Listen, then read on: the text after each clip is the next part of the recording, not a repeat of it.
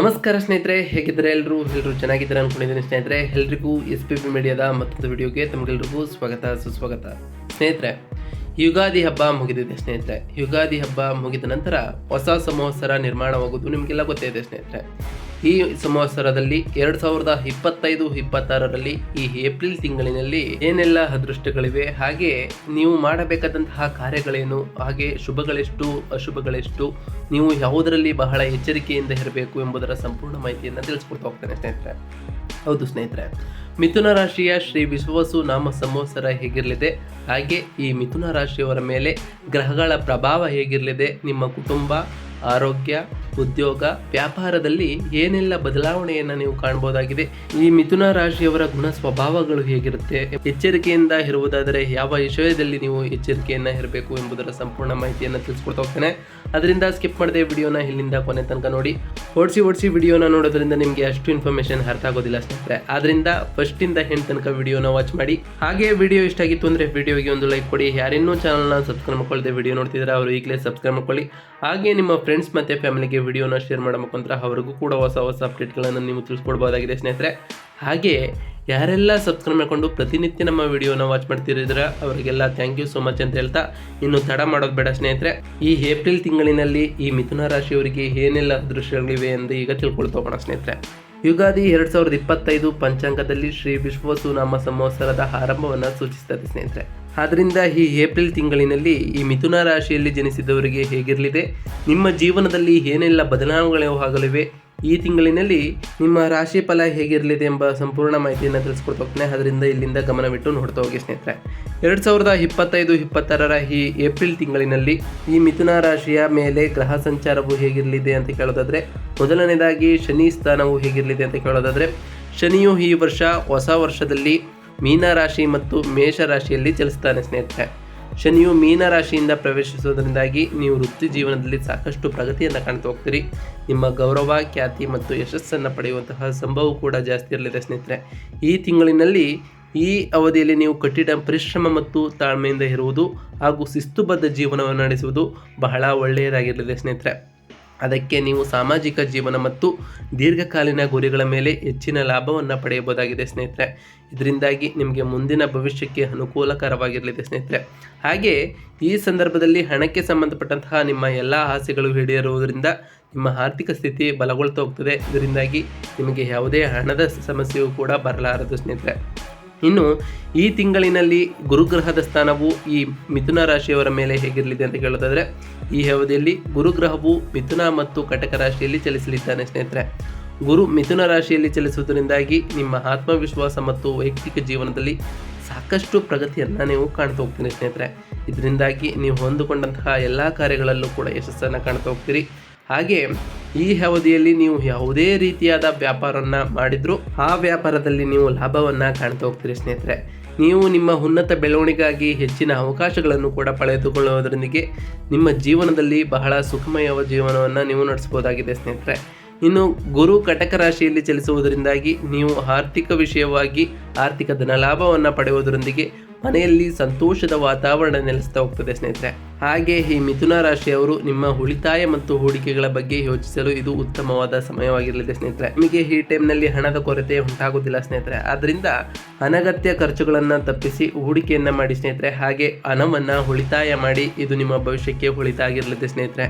ಇನ್ನು ಈ ಮಿಥುನ ರಾಶಿಗೆ ಸೇರಿದ ಜನರಿಗೆ ಈ ತಿಂಗಳಿನಲ್ಲಿ ರಾಹು ಮತ್ತು ಕೇತುಗಳ ಸ್ಥಾನ ಹೇಗಿರಲಿದೆ ಅಂತ ಕೇಳೋದಾದರೆ, ಈ ಅವಧಿಯಲ್ಲಿ ಮೀನ ಮತ್ತು ಕನ್ಯಾ ರಾಶಿಯಲ್ಲಿ ರಾಹು ಮತ್ತು ಕೇತು ಸಂಚಾರವನ್ನು ಮಾಡಲಿದ್ದು, ಇದು ನಿಮ್ಮ 10ನೇ ಮತ್ತು 4ನೇ ಮನೆಯ ಮೇಲೆ ಸಾಕಷ್ಟು ಪ್ರಭಾವವನ್ನು ಬೀರ್ತಾ ಹೋಗ್ತದೆ ಸ್ನೇಹಿತರೆ. ರಾಹು ಮೀನ ರಾಶಿಯಲ್ಲಿ ಚಲಿಸುವುದರಿಂದಾಗಿ ನೀವು ಹೊಂದಿಕೊಳ್ಳದೇ ಇರುವಂತಹ ಮಾರ್ಗಗಳಿಂದ ನಿಮಗೆ ಉತ್ತಮವಾದ ಅವಕಾಶಗಳು ದೊರಕ್ತಾ ಹೋಗ್ತವೆ. ಅದನ್ನು ಸಾಕಷ್ಟು ಸದುಪಯೋಗವನ್ನು ಕೂಡ ನೀವು ಪಡಿಸ್ಕೊಳ್ತಾ ಹೋಗ್ತೀರಿ. ನಿಮ್ಮ ಸ್ವಭಾವದ ಬಗ್ಗೆ ನೀವು ಎಚ್ಚರಿಕೆಯಿಂದ ಇರಬೇಕಾಗಿರ್ತದೆ ಸ್ನೇಹಿತರೆ. ಮತ್ತು ಯಶಸ್ಸು ಗಳಿಸಲು ಯಾವುದೇ ತಪ್ಪು ದಾರಿಯನ್ನು ನೀವು ಹುಡುಕಬೇಡಿ. ಇನ್ನು ಕೇತು ಕನ್ಯಾ ರಾಶಿಯಲ್ಲಿ ಚಲಿಸುವುದರಿಂದಾಗಿ ನಿಮ್ಮ ಮನೆ ಮತ್ತು ಕುಟುಂಬ ಇತರೆ ವಿಷಯಗಳಲ್ಲಿ ಸಾಕಷ್ಟು ಸವಾಲುಗಳನ್ನು ಎದುರಿಸುವುದರಿಂದಾಗಿ ನಿಮ್ಮ ಭಾವನಾತ್ಮಕತೆಯ ಮೇಲೆ ಈ ಅವಧಿಯಲ್ಲಿ ಪ್ರಭಾವವನ್ನು ನೀವು ಕಾಣ್ಬೋದಾಗಿದೆ ಸ್ನೇಹಿತರೆ. ನೀವು ಈ ಸಮಯದಲ್ಲಿ ಹಳೆಯ ವಿಷಯಗಳನ್ನೆಲ್ಲ ಮರೆತು ಮುಂದಿನ ಜೀವನದ ಬಗ್ಗೆ ಹೆಚ್ಚಿನ ಕಾಳಜಿ ವಹಿಸುವುದು ಬಹಳ ಉತ್ತಮವಾಗಿರಲಿದೆ ಸ್ನೇಹಿತರೆ. ಇನ್ನು ಈ ಮಿಥುನ ರಾಶಿಯವರ ಗುಣಲಕ್ಷಣವು ಮತ್ತು ಸ್ವಭಾವಗಳು ಹೇಗಿರುತ್ತೆ ಅಂತ ಕೇಳೋದಾದರೆ ಸ್ನೇಹಿತರೆ, ಈ ರಾಶಿಯವರು ಹೆಚ್ಚು ಮಾತನ್ನು ಪ್ರೀತಿಸುವವರಾಗಿರ್ತಾರೆ ಸ್ನೇಹಿತರೆ. ಜನರೊಂದಿಗೆ ಹೆಚ್ಚು ಮಾತನಾಡಲು ಇಷ್ಟಪಡ್ತಾರೆ. ಈ ರಾಶಿಯವರ ಸಂಭಾಷಣೆಯ ಹಿಂದಿನ ಪ್ರೇರಕ ಶಕ್ತಿ ಎಂದರೆ ಅವರ ಮನಸ್ಸು ಆಗಿರ್ತದೆ ಸ್ನೇಹಿತರೆ. ಕುಂಡಲಿಯಲ್ಲಿ 3ನೇ ಮನೆಯಲ್ಲಿ ಆಳುವ ಈ ರಾಶಿಯವರು ಬೌದ್ಧಿಕ ವಿಷಯಗಳತ್ತ ಆಸಕ್ತಿಯನ್ನು ಹೊಂದಿರ್ತಾರೆ. ಜನರು ಹಾಗೂ ಸ್ಥಳಗಳನ್ನು ಇಷ್ಟಪಡುವ ಮುನ್ನ ಅದರ ಬಗ್ಗೆ ಸಂಪೂರ್ಣ ಮಾಹಿತಿಯನ್ನು ಪಡೆದುಕೊಂಡ ನಂತರವೇ ಮುಂದುವರಿಯುತ್ತಾ ಹೋಗ್ತಾರೆ ಸ್ನೇಹಿತರೆ. ಇನ್ನು ಈ ಮಿಥುನ ರಾಶಿಯವರ ಸ್ವಭಾವವು ಬಹುಮುಖವಾಗಿರುತ್ತದೆ. ಕಾಲ್ಪನಿಕ, ಆಹ್ಲಾದಕರ, ಚಿಂತನಶೀಲ ಮತ್ತು ಎಲ್ಲದಕ್ಕೂ ಹೊಂದಿಕೊಳ್ಳಬಲ್ಲಂತಹ ಸ್ವಭಾವ ಇವರದ್ದಾಗಿರುತ್ತದೆ ಸ್ನೇಹಿತರೆ. ಅವಳಿಗಳು ಸಂಕೇತಗಳು ಮಿಥುನ ರಾಶಿಯಲ್ಲಿ ಪ್ರತಿನಿಧಿಸುವುದರಿಂದ ಇದು ಅವರ ಉಭಯ ಸ್ವಭಾವದ ಗುಣಲಕ್ಷಣವನ್ನು ವಿವರಿಸ್ತಾ ಹೋಗ್ತದೆ ಸ್ನೇಹಿತರೆ. ಇವರು ಪರಿಣಾಮಕಾರಿ ವ್ಯಕ್ತಿತ್ವವನ್ನು ಹೊಂದಿದವರಾಗಿರ್ತಾರೆ. ಇವರು ಬುದ್ಧಿವಂತಿಕೆ, ನ್ಯಾಯಯುತ ಮತ್ತು ಮಾನವೀಯ ಸ್ವಭಾವವನ್ನು ಒಳಗೊಂಡಂತರಾಗಿರ್ತಾರೆ. ಇವರ ನಡವಳಿಕೆಯಿಂದಲೇ ಇತರರಿಗಿಂತ ಭಿನ್ನವಾಗಿರ್ತದೆ ಸ್ನೇಹಿತರೆ. ಮಾನವೀಯ ಸ್ವಭಾವವನ್ನು ಕೂಡ ನೀವು ಒಳಗೊಂಡಿರ್ತೀರಿ. ಪ್ರತಿಯೊಂದು ಕೆಲಸದಲ್ಲೂ ನೀವು ಬಹಳ ಆಸಕ್ತಿಯನ್ನು ತೋರ್ತಾ ಹೋಗ್ತೀರಿ ಸ್ನೇಹಿತರೆ. ಇನ್ನು ಈ ಮಿಥುನ ರಾಶಿಯವರಿಗೆ ಬುಧ ಗ್ರಹದ ಸ್ಥಾನವು ಹೇಗಿರಲಿದೆ ಅಂತ ಕೇಳೋದಾದ್ರೆ, ಬುಧ ಗ್ರಹವು ಈ ಮಿಥುನ ರಾಶಿಯ ಅಧಿಪತಿಯಾಗಿರಲಿದೆ ಸ್ನೇಹಿತರೆ. ಹಾಗಾಗಿ ಬುಧನ ಈ ಸಂಚಾರಕ್ಕೆ ಹೆಚ್ಚು ಮಹತ್ವವನ್ನು ನೀಡಲಾಗುತ್ತೆ ಸ್ನೇಹಿತರೆ. ಈ ಏಪ್ರಿಲ್ ತಿಂಗಳಿನಲ್ಲಿ ಬುಧನು ಮಿಥುನ ರಾಶಿಯಲ್ಲಿ ಚಲಿಸುವುದರಿಂದಾಗಿ ನಿಮ್ಮ ಸಂವಹನ ಕೌಶಲ್ಯ ಮತ್ತು ಆತ್ಮವಿಶ್ವಾಸ ಹೆಚ್ಚಾಗ್ತಾ ಹೋಗ್ತದೆ ಸ್ನೇಹಿತರೆ. ಈ ಅವಧಿಯು ಹೊಸ ವಿಷಯಗಳನ್ನು ಕಲಿಯಲು ಮತ್ತು ವೈಯಕ್ತಿಕ ಜೀವನದ ಪ್ರಗತಿಗಾಗಿ ಉತ್ತಮವಾದಂತಹ ಸಮಯವಾಗಿರಲಿದೆ ಸ್ನೇಹಿತರೆ. ಈ ಸಮಯವನ್ನು ನೀವು ಸದುಪಯೋಗವನ್ನು ಪಡಿಸಿಕೊಂಡ್ರೆ ಇದು ನಿಮ್ಮ ಭವಿಷ್ಯಕ್ಕೆ ಒಳಿತಾಗಿರಲಿದೆ ಸ್ನೇಹಿತರೆ. ಬುಧ ಗ್ರಹವು ಕನ್ಯಾ ರಾಶಿಯಲ್ಲಿ ಚಲಿಸುವುದರಿಂದಾಗಿ ನೀವು ಭಾವನಾತ್ಮಕವಾಗಿ ಬಾಲದಿಂದಿರ್ತೀರಿ. ಹಾಗೆಯೇ ಆಸ್ತಿಗೆ ಸಂಬಂಧಪಟ್ಟಂತೆಯೇ ಉತ್ತಮ ಲಾಭ ಗಳಿಸುವುದರಲ್ಲಿ ಯಾವುದೇ ರೀತಿಯ ಸಂಶಯ ಇರೋದಿಲ್ಲ ಸ್ನೇಹಿತರೆ. ಇನ್ನು ಇದರಿಂದಾಗಿ ನೀವು ಬಹಳ ಸಂತೋಷಭರಿತರಾಗಿರ್ತೀರಿ. ಹಾಗೆ ಮನೆಯಲ್ಲಿ ಸಂತೋಷದ ವಾತಾವರಣವು ಕೂಡ ಇರ್ತಾ ಹೋಗ್ತದೆ ಸ್ನೇಹಿತರೆ. ಇನ್ನು ಈ ಮಿಥುನ ರಾಶಿಯವರಿಗೆ ಹಣಕಾಸಿನ ಸ್ಥಿತಿ ಮತ್ತು ವೃತ್ತಿ ಜೀವನ ಈ ಏಪ್ರಿಲ್ ತಿಂಗಳಿನಲ್ಲಿ ಹೇಗಿರಲಿದೆ ಅಂತ ಹೇಳೋದಾದರೆ, ಶನಿಯು ಮಿಥುನ ರಾಶಿಯ 10ನೇ ಮತ್ತು 11ನೇ ಮನೆಯನ್ನು ಚಲಿಸುವುದರಿಂದಾಗಿ ನೀವು ವೃತ್ತಿ ಜೀವನದಲ್ಲಿ ಬಹಳಷ್ಟು ಪ್ರಗತಿಯನ್ನು ಕಾಣ್ತಾ ಹೋಗ್ತೀರಿ ಸ್ನೇಹಿತರೆ. ಇದರಿಂದಾಗಿ ನಿಮ್ಮ ಮೇಲಾಧಿಕಾರಿಗಳು ನಿಮ್ಮ ಬಡ್ತಿ ಕೊಡುವಂತಹ ಚಾನ್ಸಸ್ ಕೂಡ ಇರಲಿದ್ದು, ಈ ಅವಧಿಯಲ್ಲಿ ನಿಮ್ಮ ಕಠಿಣ ಪರಿಶ್ರಮದ ಫಲವಾಗಿ ನೀವು ಅತ್ಯುತ್ತಮವಾದ ಫಲಿತಾಂಶಗಳನ್ನು ಪಡೆಯಲು ಇಂದಿನಿಂದ ಸಾಧ್ಯವಾಗ್ತಾ ಹೋಗ್ತದೆ. ಈ ಅವಧಿಯಲ್ಲಿ ನೀವು ಆರ್ಥಿಕವಾಗಿ ಅತ್ಯಂತ ಹೆಚ್ಚಿನ ಧನಲಾಭವನ್ನು ಗಳಿಸುವಂತಹ ಸಂಭವ ಕೂಡ ಜಾಸ್ತಿ ಇರಲಿದ್ದು, ವಿಶೇಷವಾಗಿ ಗುರುವಿನ ಸಂಚಾರದ ಸಮಯದಲ್ಲಿ ನೀವು ಹೆಚ್ಚಿನ ಆರ್ಥಿಕ ಧನಲಾಭವನ್ನು ಕೂಡ ಪಡೆಯಬಹುದಾಗಿದೆ ಸ್ನೇಹಿತರೆ. ಈ ಅವಧಿಯಲ್ಲಿ ನೀವು ಉಳಿತಾಯ ಮತ್ತು ಹೂಡಿಕೆಗಳ ಬಗ್ಗೆ ಹೆಚ್ಚಿನ ಗಮನವನ್ನು ಕೊಡ್ತಾ ಹೋಗಬೇಕಾಗುತ್ತದೆ. ಸಾಕಷ್ಟು ಅನಗತ್ಯ ಖರ್ಚುಗಳಿಂದ ನೀವು ದೂರ ಆಗಬೇಕಾಗುತ್ತದೆ ಸ್ನೇಹಿತರೆ. ನೀವು ಸಾಕಷ್ಟು ಉಳಿತಾಯ ಮಾಡಿದರೆ ಇದು ನಿಮಗೆ ಭವಿಷ್ಯಕ್ಕೆ ಒಳಿತಾಗಿರಲಿದೆ ಸ್ನೇಹಿತರೆ. ಇನ್ನು ಈ ಮಿಥುನ ರಾಶಿಯವರ ಆರೋಗ್ಯ ಜೀವನ ಹೇಗಿರಲಿದೆ ಅಂತ ಹೇಳೋದಾದರೆ, ಈ ಮಿಥುನ ರಾಶಿಗೆ ಸೇರಿದ ಜನರು ಈ ಸಮಯದಲ್ಲಿ ತಮ್ಮ ಆರೋಗ್ಯದ ಬಗ್ಗೆ ಹೆಚ್ಚಿನ ಗಮನವನ್ನು ನೀವು ನೀಡಬೇಕಾಗಿರುತ್ತದೆ ಸ್ನೇಹಿತರೆ. ವಿಶೇಷವಾಗಿ ಕೇತು ನಿಮ್ಮ 4ನೇ ಮನೆಯಲ್ಲಿ ಚಲಿಸುವುದರಿಂದಾಗಿ ನೀವು ಆರೋಗ್ಯದ ಬಗ್ಗೆ ಹೆಚ್ಚಿನ ಕಾಳಜಿ ವಹಿಸುವುದು ಬಹಳ ಒಳ್ಳೆಯದಾಗಿರಲಿದ್ದು, ಬುಧನ ಗ್ರಹದ ಸಂಚಾರದ ಪ್ರಭಾವದಿಂದಾಗಿ ನೀವು ಉತ್ತಮ ಆರೋಗ್ಯವನ್ನು ಹೊಂದಲು ಸಹಾಯವಾಗ್ತಾ ಹೋಗ್ತದೆ. ಆದರೆ ಈ ಅವಧಿಯಲ್ಲಿ ಹೆಚ್ಚು ಯೋಚನೆ ಮಾಡುವುದು ಮತ್ತು ಮಾನಸಿಕವಾಗಿ ಒತ್ತಡಕ್ಕೆ ಒಳಗಾಗುವುದು ತಪ್ಪಿಸುವುದು ಬಹಳ ಉತ್ತಮವಾಗಿರಲಿದೆ ಸ್ನೇಹಿತರೆ. ಇದರಿಂದಾಗಿ ನಿಮಗೆ ಯಾವುದೇ ರೀತಿಯ ಆರೋಗ್ಯ ಸಮಸ್ಯೆ ಕೂಡ ಉಂಟಾಗೋದಿಲ್ಲ ಸ್ನೇಹಿತರೆ. ಹಾಗೆಯೇ ಸಮತೋಲಿತ ಆಹಾರವನ್ನು ಈ ಟೈಮ್ನಲ್ಲಿ ನೀವು ತೆಗೆದುಕೊಳ್ಳಿ ಸ್ನೇಹಿತರೆ. ಇನ್ನು ಈ ಮಿಥುನ ರಾಶಿಗೆ ಸೇರಿದ ಜನರ ಸಂಬಂಧಗಳು ಈ ಏಪ್ರಿಲ್ ತಿಂಗಳಿನಲ್ಲಿ ಹೇಗಿರುತ್ತೆ ಅಂತ ಕೇಳೋದಾದರೆ, ಈ ಹಿಂದೂ ಹೊಸ ವರ್ಷದ ಸಂದರ್ಭದಲ್ಲಿ ರಾಹು ಮತ್ತು ಕೇತುವಿನ ಸಂಚಾರದ ಪ್ರಭಾವದಿಂದಾಗಿ ಈ ಮಿಥುನ ರಾಶಿಗೆ ಸೇರಿದ ಜನರು ಸಂಬಂಧಗಳಲ್ಲಿ ಅಲ್ಪ ಸ್ವಲ್ಪ ಏರಿಳಿತಗಳನ್ನು ಹೊಂದ್ತಾ ಹೋಗ್ತೀರಿ. ಹಾಗೆ ಸಂವಹನ ಮತ್ತು ಪರಸ್ಪರರನ್ನು ಅರ್ಥ ಮಾಡಿಕೊಳ್ಳುವುದರಿಂದಾಗಿ ನೀವು ನಿಮ್ಮ ಸಂಗಾತಿಯೊಂದಿಗೆ ಉತ್ತಮ ಸಂಬಂಧವನ್ನು ಕೂಡ ಹೊಂದಬಹುದಾಗಿದೆ ಸ್ನೇಹಿತರೆ. ಈ ಸಂಬಂಧಗಳಲ್ಲಿ ಸುಧಾರಣೆಯನ್ನು ಹೊಂದುವುದರೊಂದಿಗೆ ನೀವು ಮನೆಯಲ್ಲಿ ಸಂತೋಷದ ವಾತಾವರಣವು ಕೂಡ ಇರ್ತಾ ಹೋಗ್ತದೆ ಸ್ನೇಹಿತರೆ. ಹಾಗೆಯೇ ನೀವು ಮೊದಲು ಮಾಡಬೇಕಾದಂತಹ ಕಾರ್ಯ ಏನು ಅಂತ ಕೇಳೋದಾದರೆ, ನಿಮ್ಮ ನಡುವೆ ಯಾವುದೇ ಸಣ್ಣ ಪುಟ್ಟ ಜಗಳ ಕಲಹಗಳು ಆಗಿದ್ರೂ ಕೂಡ ಕೂತು ಬಗೆಹರಿಸಿಕೊಳ್ಳುವುದು ಬಹಳ ಉತ್ತಮವಾಗಿರಲಿದೆ ಸ್ನೇಹಿತರೆ.